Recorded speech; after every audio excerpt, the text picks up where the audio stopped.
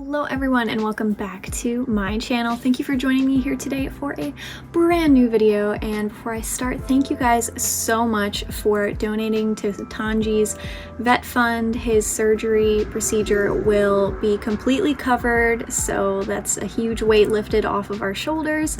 We're super happy about that, super thankful, very grateful. Do not forget to subscribe, like, comment, all that great stuff. Follow me on Instagram for updates. This video I actually got from Tyler Ruggi's channel, another pet YouTuber, and I thought it would be a good video idea to help you guys get to know me a little bit better, share with you my sort of unpopular pet opinions, controversial pet topics.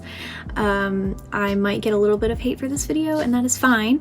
Keywords here are unpopular opinions. You don't have to feel the same way that I do. I am sharing my thoughts, opinions, experiences, and feelings, and it has nothing to do with your own. So the first one here really grinds my gears, and that is dominance theory. The dominance theory of dog behavior assumes that dogs are motivated to achieve a higher social status relative to other dogs or people, and that this desire may lead them to show behaviors such as aggression in order to achieve control over their owners or other dogs. Put it simply, in order to deal with that issue, the human or owner must establish dominance over the animal, and that could be a horse or a dog or a cat or a ferret. The human is the boss, and that's probably a phrase that you've heard many times. I do not believe that our pets have some sort of master plan to undermine us and to be better than us. There are many reasons why a dog or a horse may show aggression with people. Generally, it is due to fear, pain, and confusion, not because they want to be better than you or to dominate you. They don't want to be the boss. It began from this theory that wolves are dominated by an alpha male or an alpha wolf, and in reality, wolf pack structure works very similar to how human families are, where everyone has a part to play. There is very little aggression or actual fights for dominance in these packs. All of the members rely on each other to survive in the wild. Social hierarchies do exist, but they are not related to aggression. So instead of this method, I much prefer to train via positive reinforcement. This is something that has always worked for me. It has never let me down in both dogs, ferrets. I'm very fond of words like leader, partner, companion, words to describe just working alongside and creating a healthy and respectful relationship with the animal rather than dominating and being the boss over them. I want to be my pet's friend, someone that they look to for guidance and assistance, and I want to gain their trust via mutual respect for one another. If you're interested in learning more about dominance theory, I will have some links in the description of this video. Number 2 is body modifications. There are many breed standards set by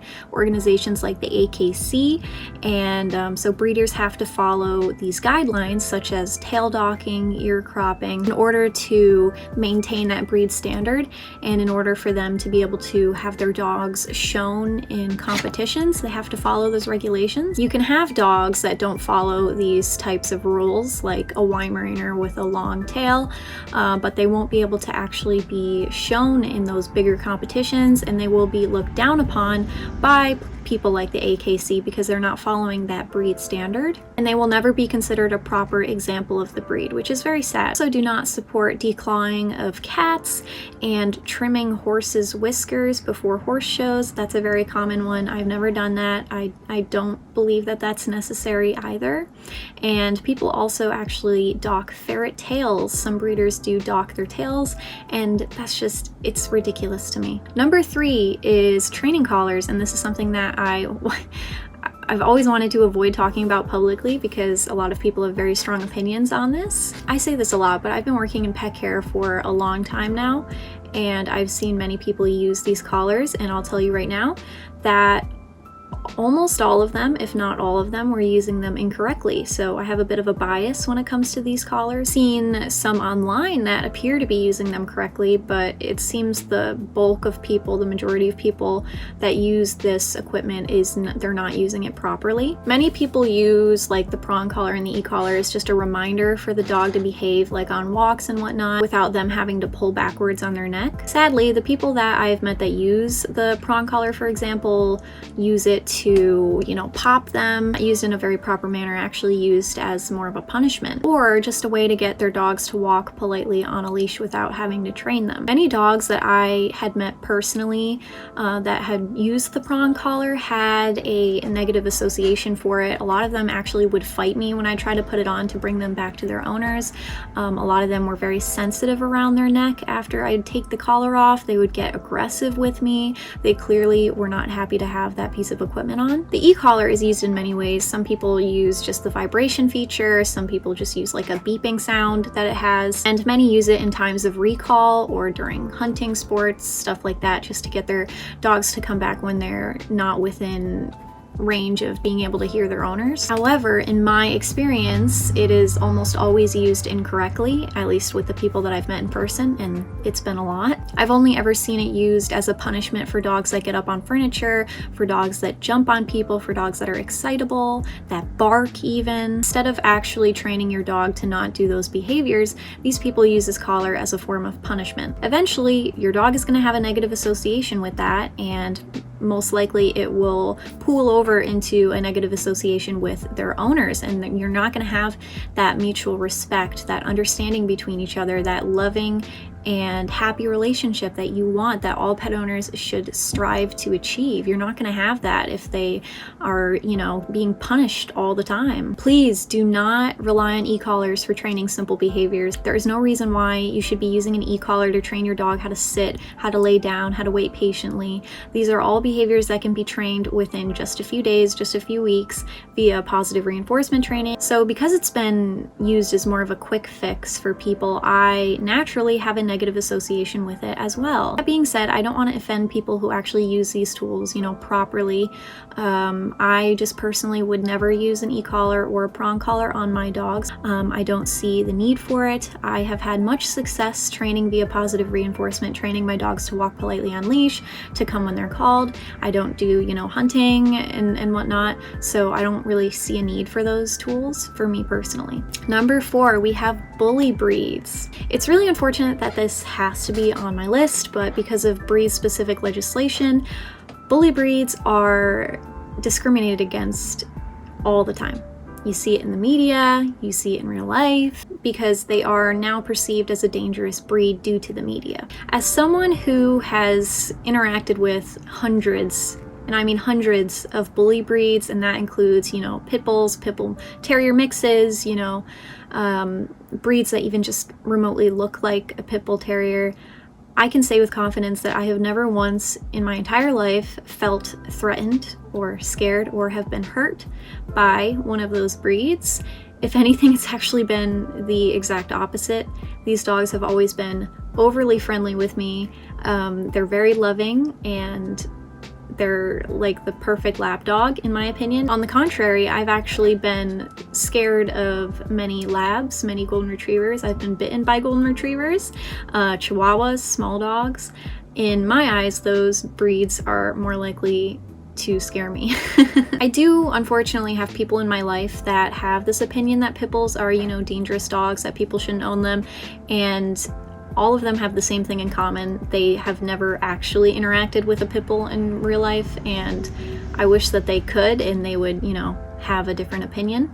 And if you're someone who is afraid of pit bulls, I highly recommend you go and hang out with some at your local shelter and whatnot, just to remove that fear, that stigma, because they're very, very misunderstood, and it's very sad, and no one wants to adopt them in the shelters because of this reason. Number 5, another dog specific one, and that is dog parks. I will never bring my dog to a dog park, I will tell you that right now, and this is why. Many people love the dog park. They love watching their dogs run around in a fenced-in area with other dogs. It's like a fun get-together for dogs. However, they are very dangerous places. The first being no proper introductions. Dogs react way differently when they're introduced properly to another dog, and that's usually one-on-one, both leashed, in a mutual territory where they don't feel threatened. Dog parks do not offer that experience. It's very, you know, you throw your dog out into like a group of, you know, 10 or more dogs and then expect them to get along.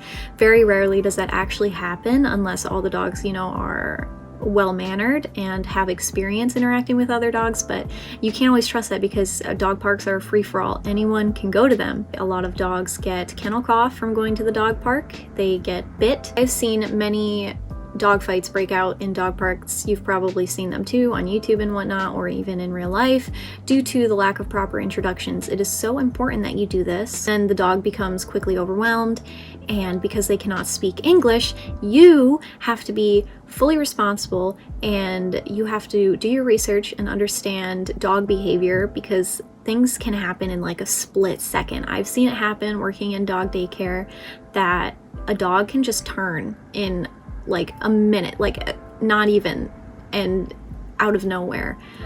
So it's very important that you understand dog behavior and dog language. Going back to the contagious diseases thing, they can also get ringworm.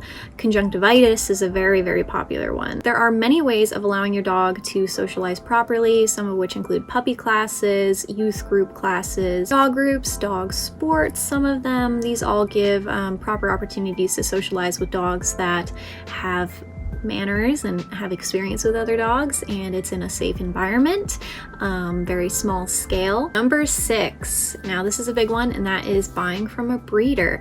Now this does not mean going to the pet store to buy a puppy or a kitten or a ferret.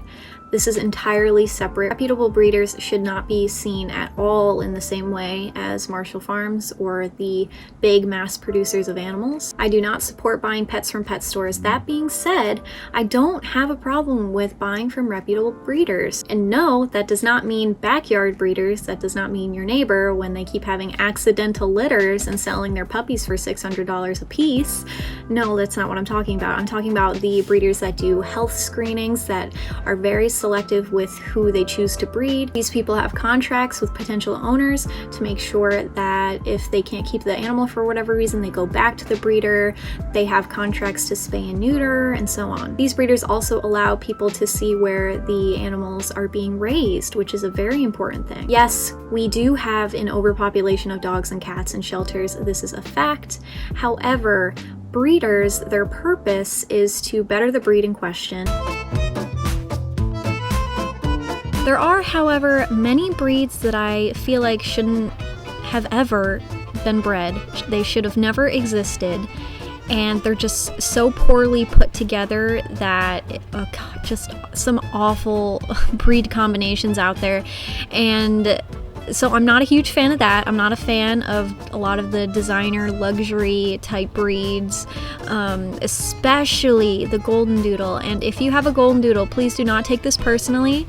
I really do not like Golden Doodles and or other poodle mixes. I don't like them as well. Labradoodles are a little bit better, but Golden Doodles are just like such a recipe for disaster. I've never met a Golden Doodle with a good temperament, and I have met hundreds of Golden Doodles because they're such a popular breed back where I'm from, and I've disliked all of them, and I'm really sorry if you have a sweet Golden Doodle, you know, maybe I'd like them, but oh gosh, just some breeds should have just never been created.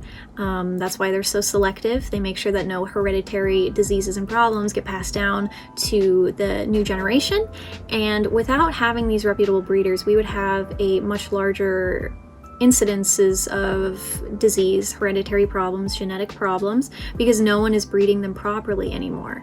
And most of the dogs and cats and ferrets and whatnot that you find in shelters don't actually come from reputable breeders. Again, like I said, they have contracts with the owners to make sure that any animal, if they want to get rid of it, has to go back to the breeder.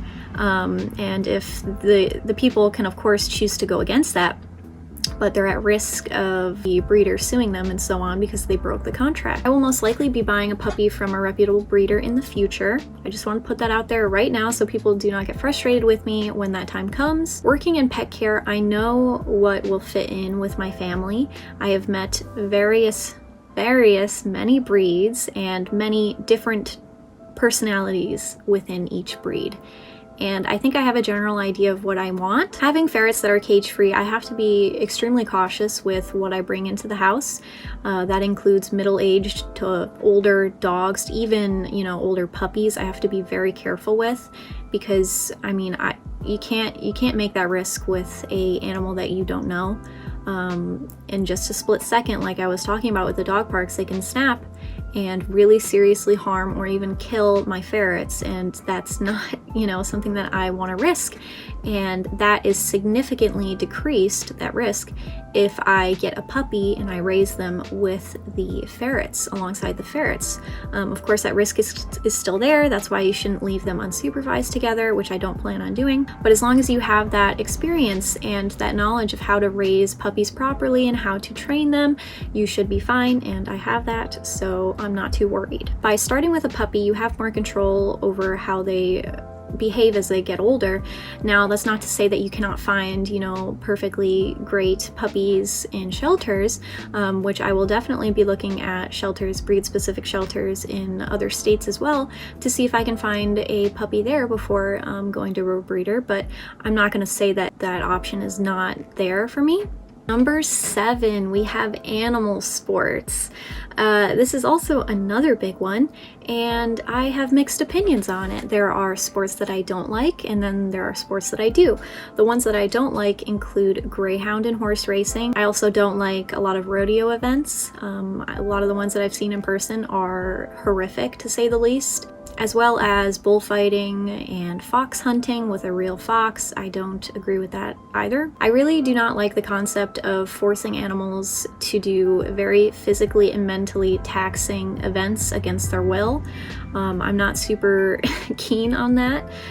However, I am a fan of many sports, such as dog agility, obedience trials, nose work, dock diving, disc, fly ball. I think that those have the potential of being fun for most dogs, with the exception of probably obedience. That might be a little boring for a lot of dogs, but a lot of them are actually very good to help keep the dog fit, help keep them enriched, rather than just keeping your dog inside all day and maybe taking them for a walk every other day.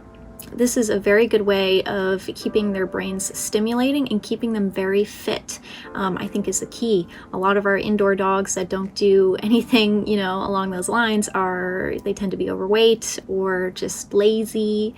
And I'm very interested in doing dog sports with my future dog. That's definitely something that I plan on doing. And I don't think that any of these are too physically or mentally taxing at all, as long as they're done properly. Obviously, I'm sure that there are people out there that overdo it with their dogs in sports, but most people, I don't think, do that.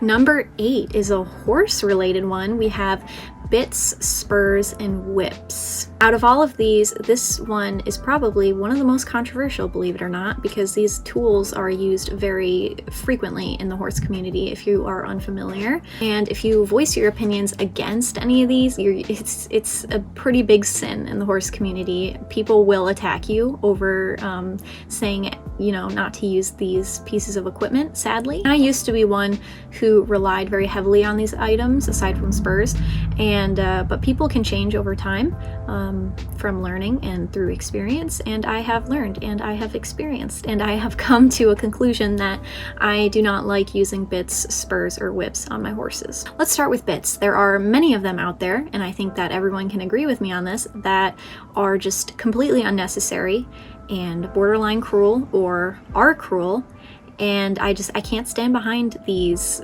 bits in any way. And the biggest argument for defending bits is that it all depends on, you know, how soft your hands are. If you're yanking on the horse's mouth, obviously that's going to hurt in any form of bit that you use. So all that it matters is to just keep a light hand, and I don't necessarily agree with that. I think that it's just, you know, I've had a lot of success riding bitless, and I know that in certain disciplines it can be hard to like show without using bits. A lot of shows, you know, you have to ride with a bit. I look at the whole picture with horses. If I have a loving and respectful relationship with them, I tend to always have a successful experience riding bitless with them. You just have to be willing to go through that time to create that relationship. It tends to be much better without the metal in their mouth, in my experience. So personally, I do not think it is a necessary tool for me. Keyword is for me. Spurs are just a tool that I have never needed to use and I have never used, in my 15 years of riding. People will use the really dull ones and say that, you know, they're dull, they don't hurt the horse, they don't even use them, which is sure, whatever. I don't understand what the point is. The point of spurs is to like not even use them. Next we have whips, and whips is a big one.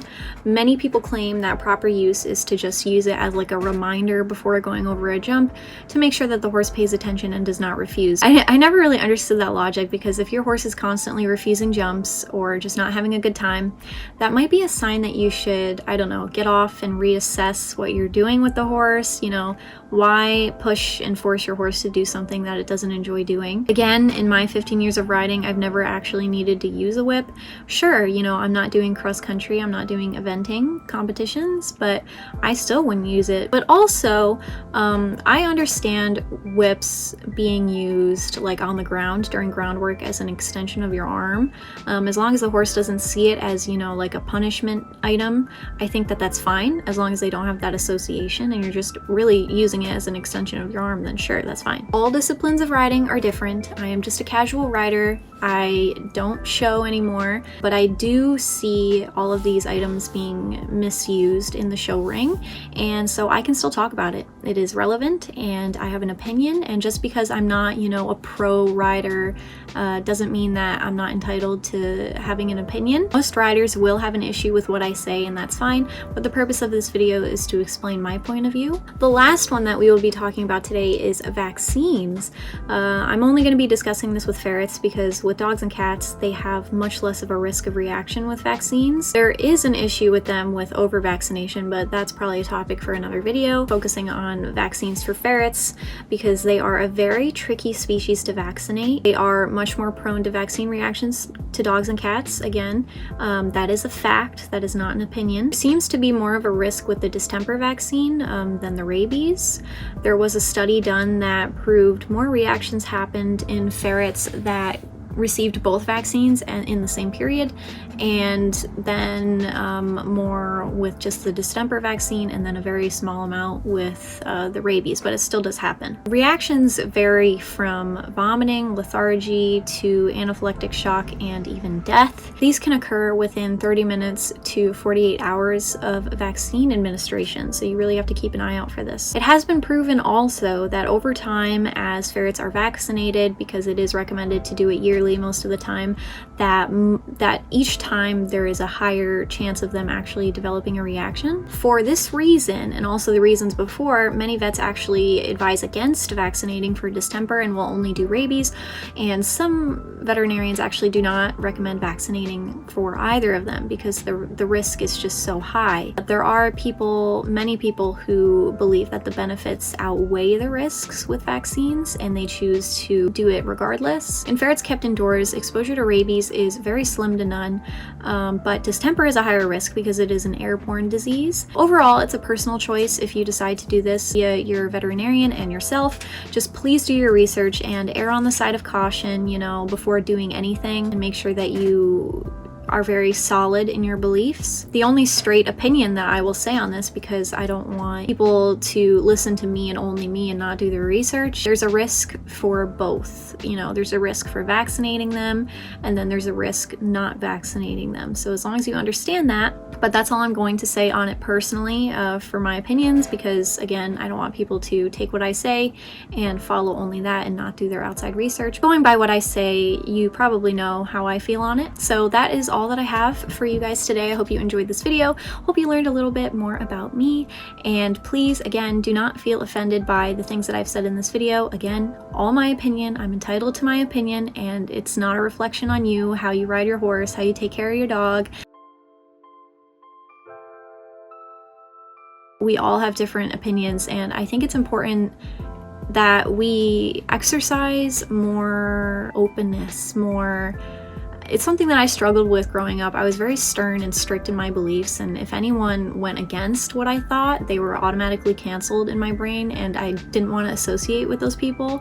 And I think that's just, it's not the right way to go about life. You know, people have different opinions than me, and that's totally fine, and they can voice it in the same, you know, space as me, and that's fine, and I just go about my day continuing with what I believe.